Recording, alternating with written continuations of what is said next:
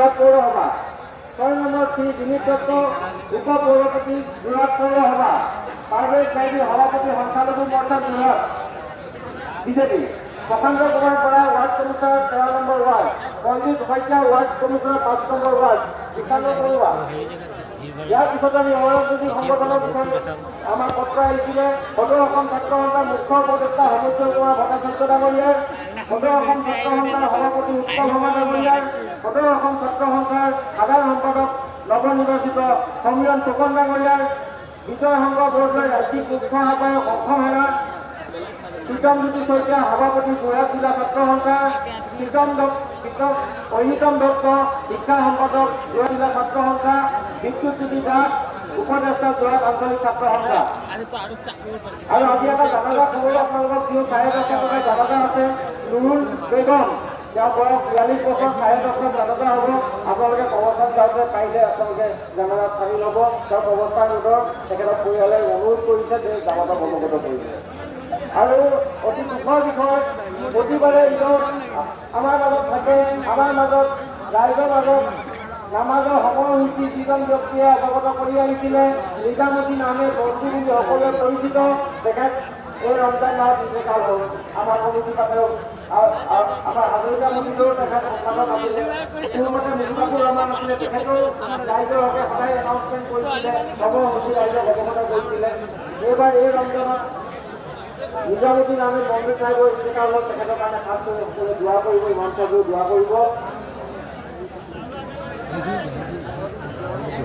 আৰু এই জেগাত নতুনকৈ আমাৰ সৰু ভাইটি এটা ইৰফান হুছেইন যোৰহাট কেন্দ্ৰীয় মহাবিদ্যালয়ৰ ছাত্ৰ একতা সভাৰ উপসভাপতি, তেওঁ এইবাৰ লোকক হিচাপে ৰাইজক সময়সূচী অৱগত কৰিলে, তেখেতকো ধন্যবাদ জ্ঞাপন কৰিছোঁ।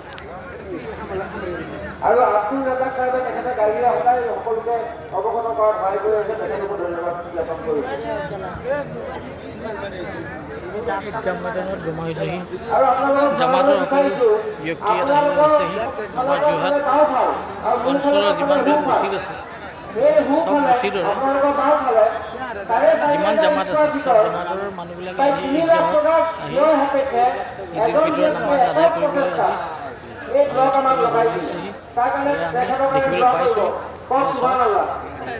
তেখেতে এখন প্ৰচেষ্টাৰে তেখেতে লগাই দিছে ব্লক বালি লেবাৰ চিমেণ্ট গুটি গোটেইখিনি দি তেওঁ ব্লক লগাই দিছে। 4,500 স্কোয়াৰ পাইছে।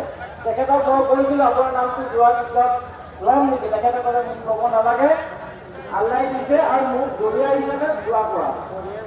আৰু তেখেতৰ জৰিয়া হিচাপে তেখেতক অনুৰোধ কৰোঁ, তেখেতক জৰিয়া হিচাপে যোৱা কৰিবলৈ অনুৰোধ কৰিছোঁ। যিহেতু তেখেতে আগতে আমাৰ এই চাইডটোত পানী হয়, প্ৰথমে এই চাইডটোত হৈছিলে, এতিয়া এই চাইডটোত হয়, এই তেখেতে বনাই দিয়া তেখেতলৈ ধন্যবাদ জ্ঞাপন কৰিলোঁ। সম্পাদক হিচাপে সমিতি হওক ধন্যবাদ জ্ঞাপন কৰিছোঁ আৰু জৰিয়া হিচাপে তেখেতৰ কাৰণে যোৱা কৰিবলৈ অনুৰোধ কৰিলোঁ।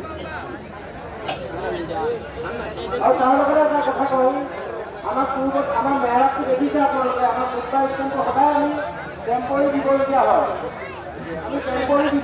আমাৰ ফুটবাল ষ্টেণ্ড নাই। তেনে ক্ষেত্ৰত আমি ফুটবাল ষ্টেণ্ড আৰু মেহৰাত একেলগে বনোৱা এটা পৰিকল্পনা কৰি আছিলোঁ। সেই পৰিকল্পনাৰ কাৰণে আমাক ইঞ্জিনিয়াৰ আৰু আৰ্কিটেক্টৰে 5 লাখ টকা আমাক খৰচ কৰিব বুলি কৈছিলে। তেনে ক্ষেত্ৰত নিয়াজ আহমেদ ছাতিআলি নিবাসী নিয়াজ আহমেদ চাহেবে 1 লাখ টকা ইতিমধ্যে তেখেতৰ ভতিজাকৰ হাতত কৰি দিছে বুলি আমাক অৱগত কৰিছে। আৰু যোৱাকালি নিশা তেখেতৰ লগত তেখেত আৰৱত থাকে, তেখেতৰ লগত হোৱা মোৰ কথোপকথনত তেখেতে মোক ক'লে ইনশাল্লাহ অহা মাহত আৰু 1 লাখ দিব, মানে আপোনালোকে কওক তোৱালা তেখেতকো তোৱা কৰিব। যিহেতু তেখেতে 2 লাখ টকা দিম বুলি কৈছে, আমাৰ 3 লাখ টকা আমি আপোনালোকৰ ওচৰলৈ যাম, আপোনালোকে সহায় কৰিব বুলি আশা ৰাখিলোঁ। আৰু এটা কথা ক'ব বিচাৰোঁ, আমি গোটেই কমিটিখন আচলতে এজন মানুহৰ ওচৰলৈ যোৱা আৰু এজন মানুহ কমিটিখনৰ ওচৰলৈ আহি পেলাই আমাক সহায় কৰাটো অতি উত্তম বুলি মই ভাবোঁ। যিহেতু এই 4,500 স্কোয়াৰ ফিট যোনজনে লগাই দিছে, তেওঁ নাম ক'বলৈ মনা কৰিছে, জৰিয়া বুলি ক'বলৈ কৈছে, তেখেতে নিজে আহি আমাক যোগাযোগ কৰিছে। আমি কমিটিখন কিমানৰ ঘৰলৈ যাম, আচলতে সেইকাৰণে আমাৰ সকলোৰে অনুৰোধ থাকিল যে আপোনালোকেও আমাক যোগাযোগ কৰিব পাৰে, সকলোৱে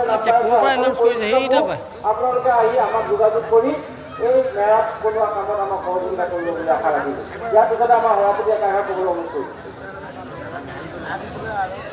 আৰু আমাৰ স্বেচ্ছাসেৱকসকলক এতিয়া ঘূৰি যাবলৈ অনুৰোধ কৰিলোঁ।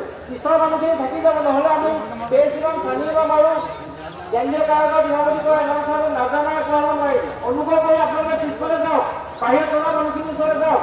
আৰু আমি অস্থায়ীভাৱে বাকচ আমি দিছোঁ, অস্থায়ীভাৱে প্ৰতিখন গেটত আমি বাকচ দিছোঁ আৰু QR ক'ডো তাত লগাই থোৱা আছে।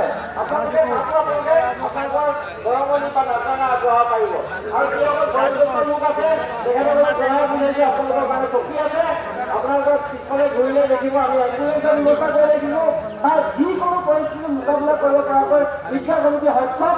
আপোনালোকে কোনো ভয় শংকা নোহোৱাকৈ গাঁৱত কৰিবলৈ আগন্তুক